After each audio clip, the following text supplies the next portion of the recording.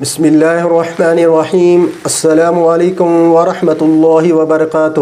ایک بار پھر میں بابر پٹھان آپ سے مخاطب ہوں اور میرے ساتھ روبرو جڑ سکے ہیں مفتی عبدالرحیم بلالی صاحب۔ السلام علیکم مفتی صاحب۔ وعلیکم السلام ورحمۃ اللہ وبرکاتہ۔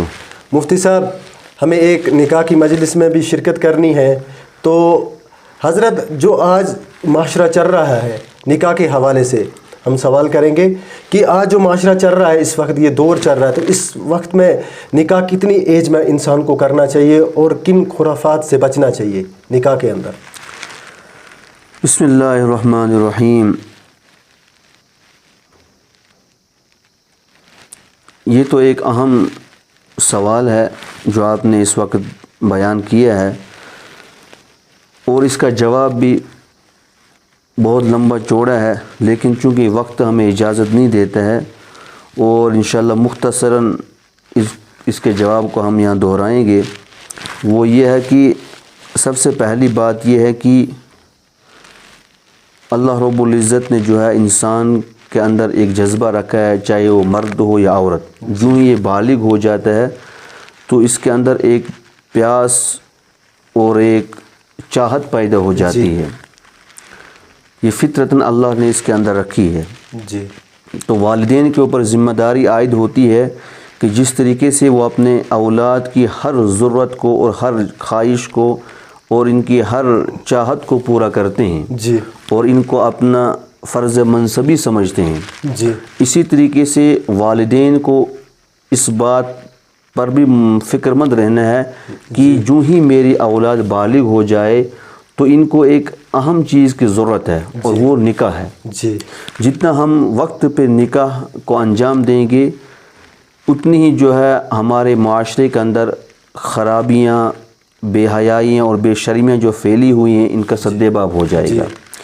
آج کل ہم جو اپنے اڑوس پڑوس میں جو ہم اپنے معاشرے کے اندر جو بے حیائی کا ایک سیلاب دیکھ رہے ہیں، یہ دراصل اس کی بنیاد یہی ہے کہ ہم اپنے بچوں کا وقت پر نکاح نہیں کرتے ہیں۔ جی، اگر ہر ایک والد اپنی جگہ تہیہ کر لے، یہ ارادہ کر لے کہ میں اپنے بچوں کا وقت پر نکاح کر لوں گا، اور جو ہی اس بچے کو حلال انتظام ہو جائے گا تو پھر حرام کی طرف یہ نہیں لپکے گا۔ جی، لیکن جب وقت پہ اس کو وہ بھوک نہیں مٹتی ہے، وہ اس کی پیاس کو نہیں بجھایا جاتا ہے، تو پھر یہ دائیں بائیں جانے پر مجبور ہو جاتا ہے۔ جی، تو حدیث میں بھی ہے کہ آپ صلی اللہ علیہ وسلم نے فرمایا کہ جو ہی آپ کو نکاح کا پیغام آ جائے تو فوراً اس کو قبول کر لو۔ جی، اگر تم نے وقت پر جو ہے اس کو قبول نہ کیا، اس کا انکار کر دیا، تو ایک فساد برپا ہو جائے گا۔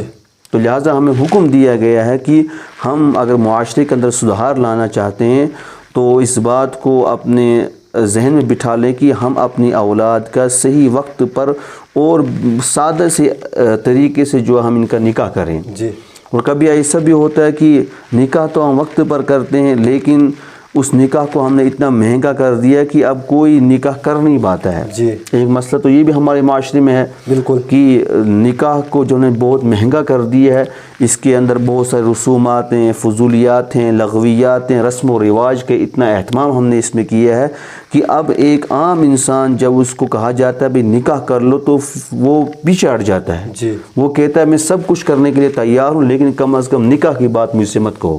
جی، کیونکہ جب وہ اپنے اخراجات کو دیکھتا ہے، اپنی آمدنی کو دیکھتا ہے، پھر وہ یہ سوچتا ہے کہ کم از کم میں نکاح نہیں کر سکتا ہوں۔ جی، بالکل، دراصل یہی ہے کہ ہم نے اس طریقے کو چھوڑ دیا جو ہمیں نبی اکرم صلی اللہ علیہ وسلم نے بیان فرمایا تھا۔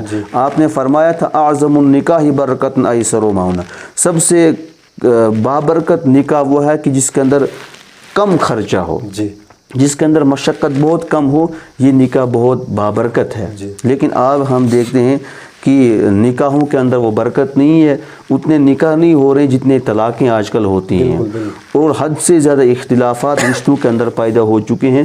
دراصل کمزوری وہی ہے کہ نکاح جو ہے صحیح طریقے پر نہیں ہوا ہے۔ بالکل، جی، تو لہٰذا عوام الناس سے بھی ہم یہ گزارش کرتے ہیں کہ اگر ہم اپنی سوسائٹی میں اپنے معاشرے میں ایک سدھار لانا چاہتے ہیں، جی ایک پاکیزہ ماحول بنانا چاہتے ہیں، تو خدا را ہم ہاتھ جوڑ کر آپ سے کہتے ہیں کہ ہم اپنے بچوں کی صحیح تربیت کریں، جی اور اس صحیح تربیت میں یہ بھی آتا ہے کہ ان کا ہم وقت پر نکاح کریں، جی اور جب وقت پر نکاح ہو جائے گا تو ہمارے جو معاشرہ ہے، یہ سوسائٹی ہے، یہ ان خرافات اور بے حیائی سے بچ جائے گی۔ جی اور جو ہی ہم نکاح کو انجام دیں گے تو اس میں اس بات کا بھی خیال رکھیں کہ سنت کے مطابق اس نکاح کو انجام دیں گے، جی جی جو ہے لغویات سے، رسومات سے، زیادہ خرچی سے، فضولیات سے مکمل اجتناب کریں گے۔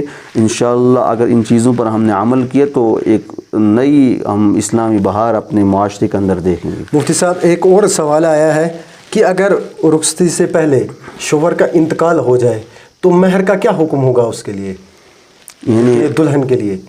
سوال یہ ہے کہ اگر نکاح کے بعد رخصتی سے پہلے شوہر کا انتقال ہو جاتا ہے جی بالکل تو اس صورت میں مہر کا کیا ہوگا؟ جی اس کا جواب یہ ہے کہ موت ایک حادثہ ہے، اور موت سے جو ہے نکاح تام اور مکمل ہو جاتا ہے، تو لہٰذا اس صورت میں جو ہے اس بیوہ کو مکمل مہر مل جائے گا، جی یعنی خلوت صحیح سے پہلے یا رخصتی سے پہلے اور نکاح کے بعد اگر شوہر کا انتقال ہو جاتا ہے، ابھی ان کی کوئی ملاقات نہیں ہوئے، شوہر کا انتقال ہو گیا تو عورت کو جو ہے اس صورت میں پورا مہر مل جائے گا۔ جی جی مفتی صاحب ہمارے پروگرام میں آئے، آپ کا بہت بہت شکریہ۔ السلام علیکم ورحمۃ اللہ وبرکاتہ۔ وعلیکم السلام ورحمۃ اللہ وبرکاتہ۔ ہمارے چینل کو لائک اور سبسکرائب کا لال بٹن دبا کے آل نوٹیفیکیشن جاری کر دیجیے تاکہ آنے والا ہر ویڈیو پہنچے سب سے پہلے آپ تک۔